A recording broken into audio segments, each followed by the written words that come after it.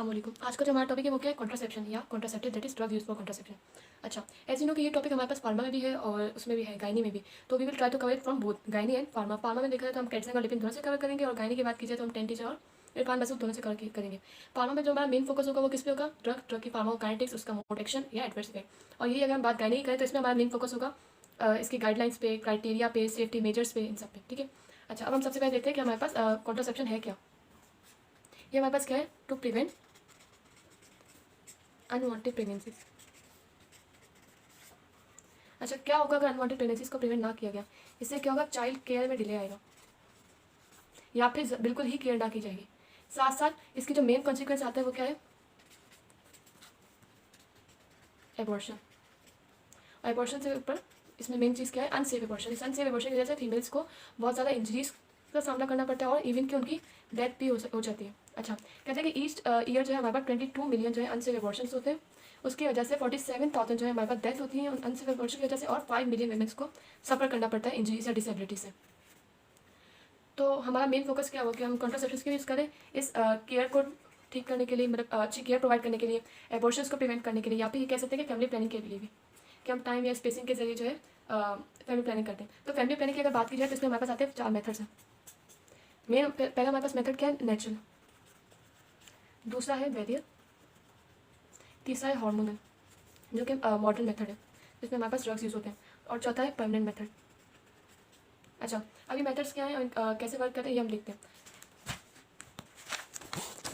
अच्छा, सबसे पहले अगर हम बात की जाए मोड ऑफ एक्शन की, हमारे पास मोड ऑफ एक्शन इसका क्या है, मेन हमारा मकसद क्या है कॉन्ट्रासेप्शन का, कि स्पर्म को उस साइड से ना मिलने देना, वो चाहे आप एंट्री ब्लॉक करो या फिर उन दोनों के फर्टिलाइजेशन या फ्यूजन को आप स्टॉप करो। तो इसको हम कैसे रोक सकते हैं कि ये हमारे पास है यूट्रस, सर्विक्स, वजाइना, और ये हमारे पास फैलोपियन ट्यूब और ओवरीज। अच्छा, सबसे पहले हम क्या प्रिवेंट करेंगे, हमारे पास एंट्री प्रिवेंट। एंट्री प्रिवेंट करने के लिए जो है यूजुअली क्या यूज़ होते हैं, कॉन्डोम्स वगैरह यूज़ होते हैं। यहाँ पे वो क्या कहलाता है, बैरियर मेथड। अब एंट्री प्रिवेंट होगी, उसके बाद अगर स्पर्म जो है वजाइना में अलाउ हो गया, ठीक है, अब उसको प्रिवेंट करने के लिए हम क्या करेंगे, डायफ्राम वगैरह यूज़ करती हैं, जो कि सर्विस पे जो है डायफ्राम, ये डायफ्राम या कैप यूज़ की जाती है। तो हमारे पास क्या हो गया, सेकंड स्टेप हो गया। ठीक है।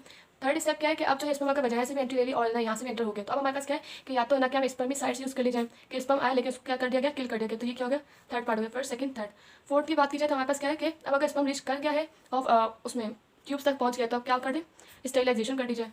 अब हम ओव्यूलेशन को प्रिवेंट करेंगे, तो इस स्टेप को हम क्या बोलेंगे, हमारे पास क्या हो गया, फिफ्थ स्टेप। अब अगर ओव्यूलेशन भी हो चुकी है तो हमें क्या करना है, उसकी इम्प्लांटेशन को स्टॉप करना है कि वो यूट्रस यहाँ पे आके एम्बेड ना यूट्रस पे। तो ये हमारे पास क्या हो गया, 6 स्टेप। तो हम 6 वेज के जरिए जो हम इसको रोक सकते हैं। तो फर्स्ट जो था हमारे पास वो क्या कहलाएगा, बैरियर मेथड, और जो हमारे पास ये वाला है जिसमें हमने यूज़ किया उसको इम्प्लांट होने से बचाया, तो वो हमारे पास क्या है, इमरजेंसी कॉन्ट्रासेप्टिव्स। अब जो हमने यहाँ पे वो की ट्यूबेक्टोमी कह लो या फिर जो है हमने ट्यूब को कट किया, तो उसमें हमारे पास क्या कहलाएगा, वो परमानेंट। तो ये हमारे पास क्या था, स्पर्म की एंट्री को रोकने के लिए हमने 6 स्टेप पे वर्क किया। सबसे पहले एंट्री प्रिवेंट की। एंट्री अगर वजाइना से होगी तो हमने स्पर्मिसाइड यूज़ किए। स्पर्मिसाइड भी ना काम आए तो हमने क्या किया, कैप्स यूज़ की।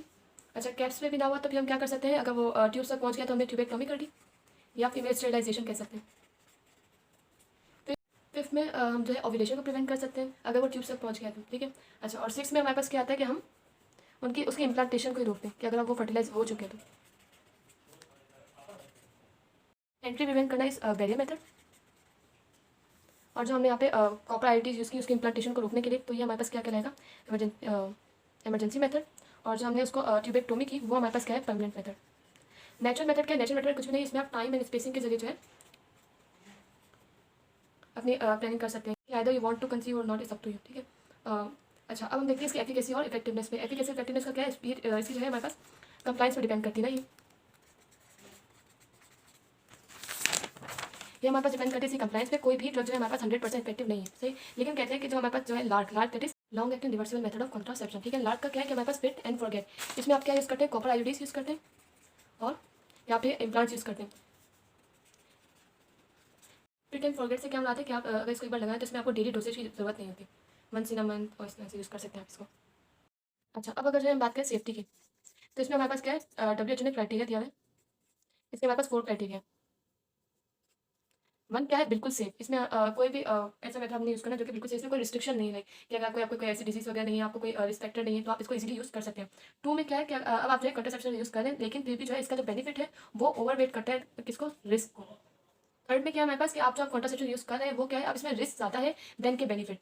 अच्छा, फिर जो फोर्थ हमारे पास क्राइटेरिया ये है कि बिल्कुल ही आप यूज़ नहीं कर सकते। इसमें आपको कोई ऐसी कंडीशन हो या आपकी एज ज़्यादा हो या जैसा वीमेन स्मोकर्स होती हैं, उनमें आप जो है बिल्कुल ही यूज़ नहीं कर सकते। जैसे हमारे पास यहाँ पे दिया हुआ है फोर्थ क्राइटेरिया।